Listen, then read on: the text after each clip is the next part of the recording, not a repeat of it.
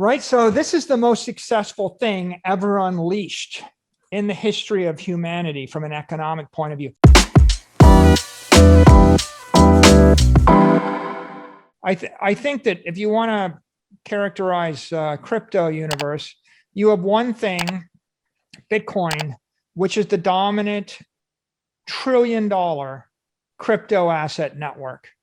It's in essence, if God created gold in cyberspace, he would have created Bitcoin.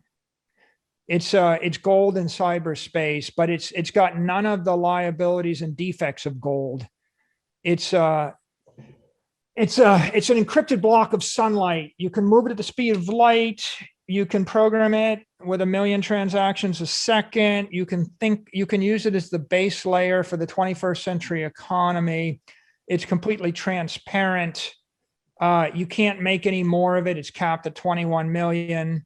You can take delivery of $1 billion of it in the palm of your hand or hold it in your head. Okay, so never in the history of the world did we have such a pure form of monetary energy. Well, once you understand it, you start with the observation that it's the most successful digital network in the history of the world. Okay, it went from 0 to $1 trillion in 12 years. Google took 22 years. Okay, Amazon took 24 years. Apple took 42 years. Microsoft took 44 years. Right, so this is the most successful thing ever unleashed in the history of humanity from an economic point of view. So then the thought is, well, it seems like it's too good to be true. It's that good. Okay, well, will it be banned? Will it be copied? Will it be hacked? That's the question.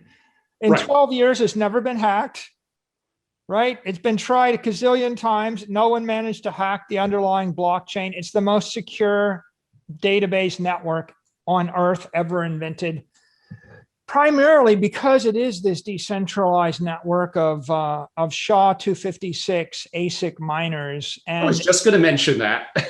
it's billions and billions of dollars of hardware, and the only use of the hardware is to secure the network. So it just can't be attacked in a conventional way. You would have to spend 4 years and $20 billion to attack the tip of it. And there's hundreds of millions of people that know you're not going to keep that secret for more than a few seconds before the community attacks back. So, I think that was created by one or more of a group of engineers that were very adept in encryption. Are you one of them, Michael? No, I'm not. Okay, I'll believe you.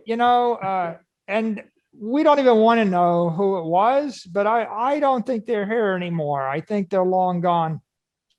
Long gone as if the government got rid of them, or they're dead? I just think they disappeared, exit stage left for the good of the world. And so it's clear that it was founded by people that were very deeply steeped in encryption technology and computer technology, but also in Austrian economics. Right. And it's a masterpiece of monetary engineering. It's not the first try. People tried many, many times before, and certainly they tried to clone it thousands of times afterwards. It's simply the most successful crypto asset network in the history of the world. And it filled a niche. The niche is as a store of monetary energy, a store of value to replace gold. So I think we just got to come back to this issue of, will it be cloned? Will it be hacked? Will it be banned?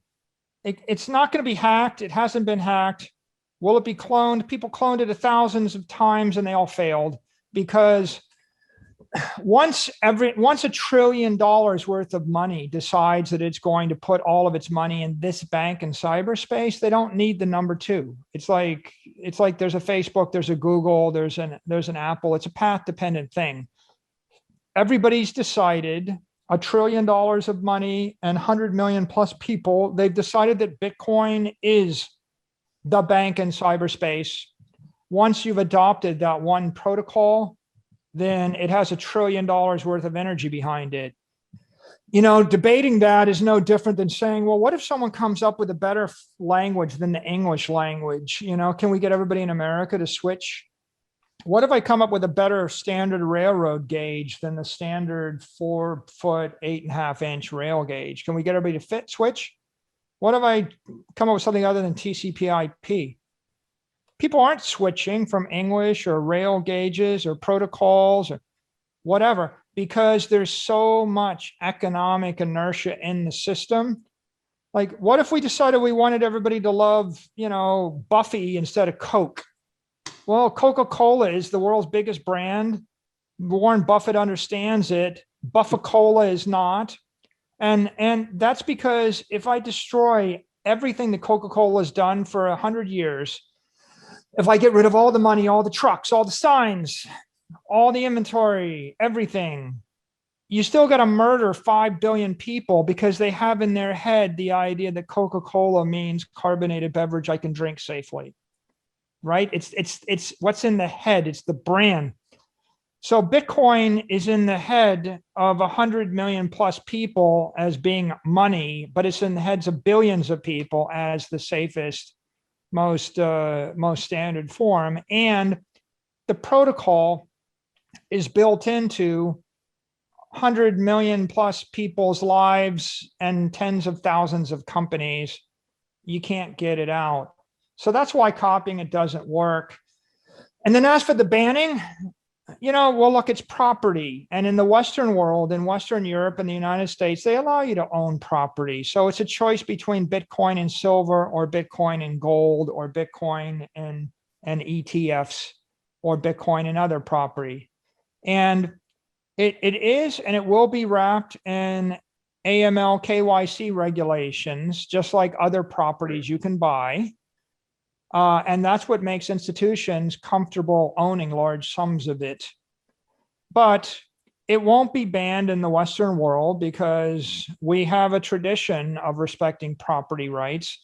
And it's already been normalized as property by the IRS, the SEC, the OCC, the CFTC, and other related agencies. I think that's really a critical thing. Some people will say, well, I heard it's banned in China or something. Well, actually, I'm not sure it's banned. It's hard to buy it, but in certain countries like China doesn't want you to get onto Google. That's banned. Facebook's banned. Twitter's banned. But that doesn't make Facebook, Twitter, or Google bad investments. So I wouldn't make my decisions based upon decisions that take place in China or India or Nigeria. I'd make my decisions based upon the prevailing view of the regulators and the society in the Western world. And I think that's come down very hard on one point. Bitcoin is property. Bitcoin is not currency. It is not a medium of exchange. The medium of exchange function is sitting with the fiat currencies, the euro and the dollar.